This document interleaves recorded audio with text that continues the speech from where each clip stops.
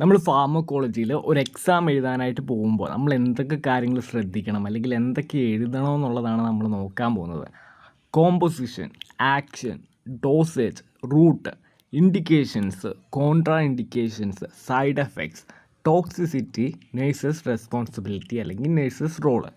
ഇതെന്തൊക്കെയാണ്? Composition എന്താണ്? ഡ്രഗിൻ്റെ name അല്ലെങ്കിൽ ഏത് കെമിക്കലാണോ അതിൻ്റെ നെയിം.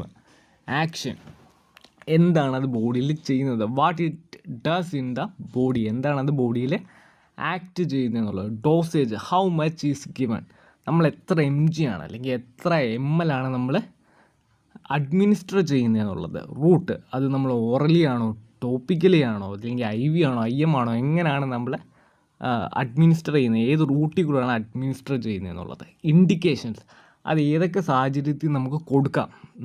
കോൺട്രാ ഇൻഡിക്കേഷൻ, ഏതൊക്കെ സാഹചര്യത്തിൽ നമുക്ക് കൊടുക്കാൻ പറ്റില്ല. പേഷ്യൻറ്റിൻ്റെ കണ്ടീഷൻ അല്ലെങ്കിൽ ആസ്മയുള്ള പേഷ്യൻറ്റ്, അതേപോലെ ഹാർട്ട് ഡിസീസ് ഉള്ള പേഷ്യൻറ്റ്, അതുപോലത്തെ പേഷ്യൻസിന് നമുക്ക് ചില കാര്യങ്ങളൊന്നും കൊടുക്കാനായിട്ട് പറ്റത്തില്ല. അതേപോലെ സൈഡ് എഫക്ട്സ് എന്തൊക്കെയാണ്, ഇപ്പോൾ നമ്മൾ ആദ്യമേ പഠിച്ചു ആൻറ്റി ഹിസ്റ്റാമിൻ, നമ്മളിപ്പോൾ സിട്രിസിൻ കൊടുത്തു. എന്തിനാണ് നമ്മൾ ഹിസ്റ്റാമിൻ ബ്ലോക്കേജ് ചെയ്യാൻ വേണ്ടിയിട്ട് നമ്മൾ എന്ത് ചെയ്തത്, കൊടുത്തത്. പക്ഷേ അവിടെ നമുക്ക് എന്തുണ്ടാവും, ഡിസിനെസ് അല്ലെങ്കിൽ ഡ്രൗസിനെസ്, ക്ഷീണം ഉണ്ടാവും. ക്ഷീണം ഉണ്ടാകാൻ വേണ്ടിയിട്ടാണോ നമ്മൾ കൊടുത്തത്? അല്ല. പക്ഷേ അതെന്താണപ്പോൾ, അതൊരു സൈഡ് എഫക്റ്റാണ്, അൺവാണ്ടഡ് എഫക്റ്റാണ്. സോ അടുത്ത് ടോക്സിസിറ്റി, ഓവർഡോസ് കിട്ടിക്കഴിയുമ്പോൾ എന്ത് സിംറ്റംസ് ഒക്കെയാണോ ഉണ്ടാവുന്നത്, അതാണ് ടോക്സിസിറ്റി, അതായത് കോംപ്ലിക്കേഷൻ.